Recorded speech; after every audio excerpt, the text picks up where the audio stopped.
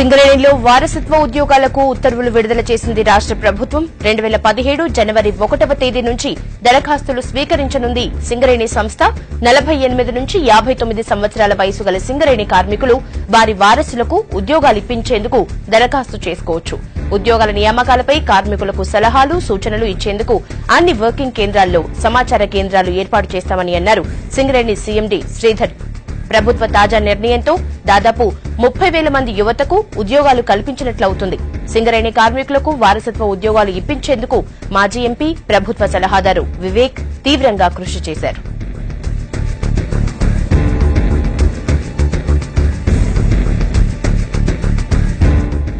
Updates Bharat అందిస్తారు. భరత్, సింగరేణిలో వారసత్వ ఉద్యోగాలు ఎప్పటి నుంచి ఇచ్చే అవకాశం ఉంది? ఇంకా ఎన్ని రోజుల్లో ఈ ప్రక్రియ పూర్తయ్యే అవకాశం ఉంది? కొద్దిసేపటి క్రితం సింగరేణి సంస్థ ఉత్తర్వులు జారీ చేసింది ఈ వారసత్వ ఉద్యోగాలకు సంబంధించి.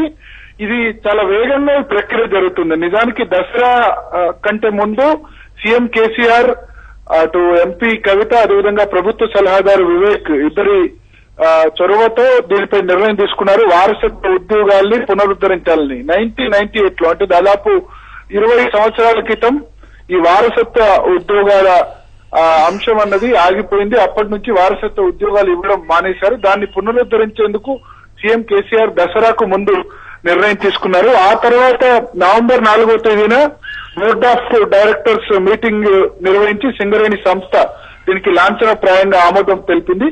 ఇవాళ దీనికి సంబంధించిన ఉత్తర్వుల ప్రతుల్ని అన్ని ఏరియాలకు కూడా పంపించారు. దీని ప్రకారం జనవరి 1వ తేదీ, అంటే 2017 జనవరి 1వ తేదీ నుంచి కార్మికులు దీనికి సంబంధించి దరఖాస్తులు ఇవ్వాల్సి ఉంటుంది.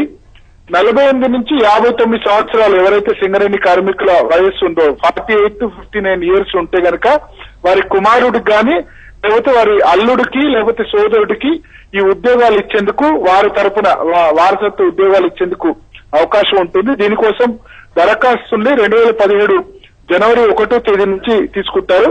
ఈ వారసత్వ ఉద్యోగ నియామక ప్రక్రియలు ఏవైతే దీనికి సంబంధించి సందేహాలు గాని, సమాచారం గాని, సలహాలు గాని, సూచనలు గాని వీటన్నిటినీ అందించేందుకు సింగరేణి వ్యాప్తంగా అన్ని ఏరియాల్లో కూడా సమాచార కేంద్రాలు ఏర్పాటు చేస్తున్నట్లు సింగరేణి ఎండీ శ్రీధర్ ఒక ప్రకటనలో వెల్లడించారు.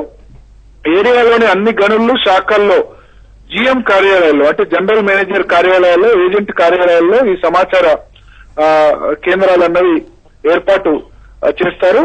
అదేవిధంగా ప్రతి గనిలో కూడా కార్మికుడు ఈ వారసత్వ ఉద్యోగాలకు సంబంధించి అప్లికేషన్ పెట్టుకోవచ్చు. అంటే తన తరపున ఉద్యోగం ఎవరికి ఇస్తున్నారు, కుమారుడికా, లేకపోతే అల్లుడికా, లేకపోతే సోదరుడికా అన్నది కూడా దాన్ని తెలియజేయవచ్చు.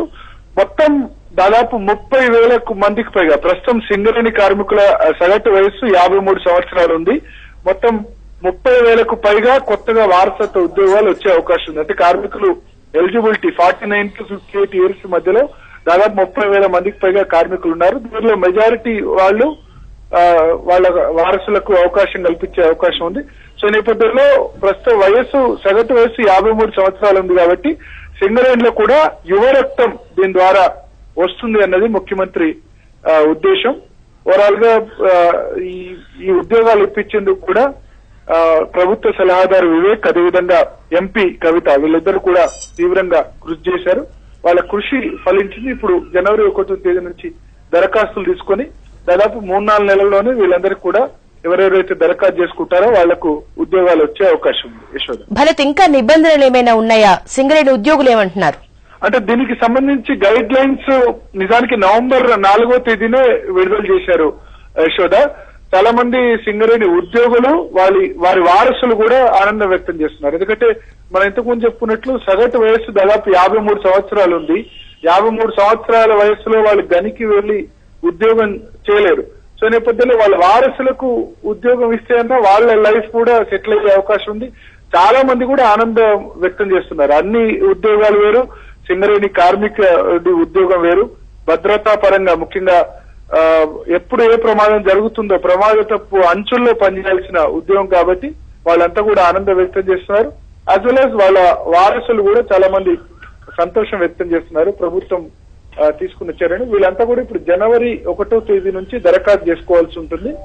దీనికి కొన్ని గైడ్ లైన్స్ విధించారు. 49 కార్మికుడు వయస్సు ఎవరైతే వారసత్వ ఉద్యోగం అడుగుతున్నారో వాళ్ళ వయస్సు 49 ఇయర్స్ నుంచి 59 ఇయర్స్ వరకు ఉన్న వాళ్ళు మాత్రమే దీన్ని దరఖాస్తు చేసుకోవడానికి అర్హులు. సో మెజారిటీ దీనికి అర్హులు. అంటే ఇప్పుడు 49 ఇయర్స్ లేకున్నా తర్వాత 49 ఇయర్స్ వస్తే కనుక అప్పుడు కూడా దరఖాస్తు చేసుకునేందుకు అర్హులు. సో మెజారిటీ ఉద్యోగాలు యువతకు ఇప్పుడు కొత్త వాళ్లకు ఈ ఉద్యోగాలు కూడా దక్కనున్నాయి. వాళ్ళ వారసులకు వాళ్ళంతా కూడా ఆనందం వ్యక్తం చేస్తున్నారు. సాధ్యమైనంత త్వరగా ఈ ప్రక్రియను కూడా ఈ దరఖాస్తుల ప్రక్రియను కంప్లీట్ చేసి తమకు ఉద్యోగాలు ఇవ్వాలని వాళ్ళంతా కూడా కోరుతున్నారు. Okay, thank you Bharat.